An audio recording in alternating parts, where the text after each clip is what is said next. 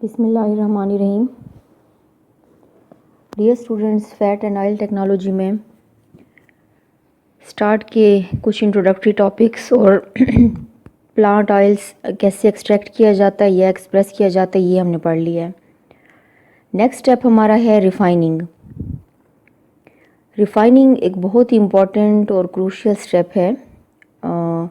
Oil को as a edible oil use करने से पहले उसको रिफ़ाइन किया जाता है, क्योंकि क्रूड ऑयल या ख़ाम ऑयल जो हम एक्सट्रैक्शन या एक्सप्रेशन के बाद हम हासिल करते हैं, तो वो ऑयल जो है वो बहुत ही टर्बिड, मतलब उसमें ऑडर होता है और उसका कलर भी काफ़ी हैवी किस्म का, जो कि इस्तेमाल के काबिल नहीं होता।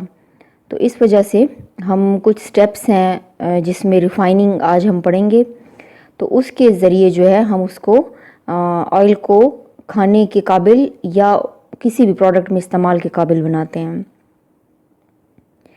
रिफ़ाइनिंग के बेसिकली दो मेथड्स हैं, बैच कास्टिक रिफ़ाइनिंग मेथड है और कंटिन्यूअस सेंट्रीफ्यूज मेथड है। बैच कास्टिक रिफ़ाइनिंग मेथड अगर हम स्टडी करें तो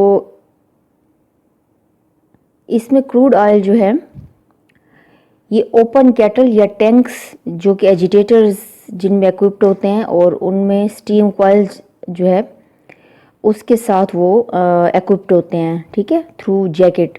जैसे मैंने आपको ऑलरेडी पढ़ाया हुआ है कि ऐसे टैंक्स या केटल होते हैं जो जैकेटेड होते हैं और उनके अंदर स्टीम कॉइल्स जो हैं वो इक्विप्ड होते हैं, जिनको हीट किया जाता है और फिर एजिटेटर्स की हेल्प से ऑयल को जो है वो उसमें शेक किया जाता है। केटल्स की तकरीबन 10,000 से 1,20,000 पाउंड्स तक की कैपेसिटी होती है। ऑयल को केटल्स के अंदर या टैंक के अंदर डाल के एजिटेशन उसकी की जाती है और साथ ही उसको हीट अप किया जाता है। And then proper amount of caustic soda जिसके ज़रिए हमने रिफ़ाइनिंग करनी होती है वो उसमें ऐड किया जाता है और एजिटेशन भी हमने साथ ही इन प्रोसेस रखनी है। एक टाइम ऐसा आता है कि जब ऑयल और अल्कली या कास्टिक सोडा ये हम मिक्सअप करते जाते हैं और टेम्परेचर रेस करते जाते हैं अप टू 140 डिग्री फ़ारेनहाइट तक, तो इमल्शन जो है वो एक क्रिएट हो जाते हैं, मतलब दोनों जो हैं वो बिल्कुल आपस में यकजा हो जाते हैं। टेम्परेचर जब 140 डिग्री फ़ारेनहाइट तक रेस होता है तो यही इमल्शन फिर दोबारा से एक पॉइंट आता है जब इसमें ब्रेकअप हो जाता है, ठीक है, ऑयल और उसमें जितनी भी मेजर इम्प्योरिटीज़ हैं वो अलग हो जाती हैं, ठीक है। तो हीटिंग और एजिटेशन जैसे ही हम डिसकंटिन्यू करते हैं तो वो मेजर इम्प्योरिटीज़ या जिसको अब हम सोप भी कहते हैं, और इस प्रोसेस को स्पोनिफिकेशन प्रोसेस भी कहते हैं जिसमें सोप फॉर्मेशन होती है। तो मेजर इम्प्योरिटीज़ को एज अ सोप स्टॉक जो है वो हम सेटल डाउन होने के लिए थोड़ा सा टाइम दे देते हैं, ऑयल को हम ड्रेन ऑफ कर लेते हैं, ठीक है। और चूंकि ऑयल में स्टिल कुछ सस्पेंडेड सोप या इनसॉल्युबल मैटर मौजूद होता है तो उसको फिर हम वाटर के साथ वॉश करके रिकवर कर लेते हैं मज़ीद। ये था बैच कास्टिक रिफाइनिंग मेथड। दूसरा हमारे पास जो मेथड है वो है कंटिन्यूअस सेंट्रीफ्यूज मेथड। अच्छा, दोनों का प्रोसेस, उसमें जो मटेरियल यूज़ होता है वो सेम है, इसमें फ़र्क सिर्फ ये है कि ये एक कंटिन्यूअस इनलाइन मेथड भी आप इसको कह सकते हैं।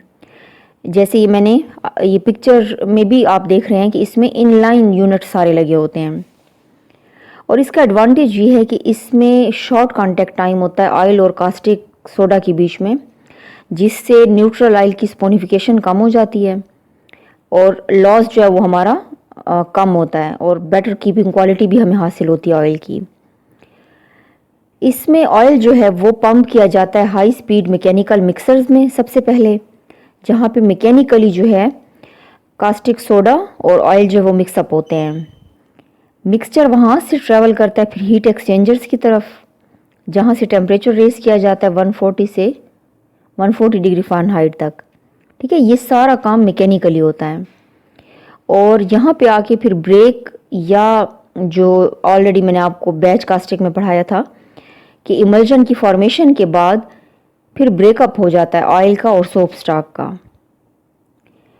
और इस मिक्सचर को फिर हम हाई स्पीड सेंट्रीफ्यूज मशीनों में भेज देते हैं, जहाँ से हाई स्पीड मोशन के ज़रिए जो ऑयल है वो निकाल लिया जाता है और सोप स्टॉक जो है वो सेंटर में रह जाता है, जिसको फिर हम मज़ीद दोबारा वॉश करते हैं, रीसेंट्रीफ्यूज करते हैं और अंडर वैक्यूम जो है हम उसको ड्राई कर लेते हैं।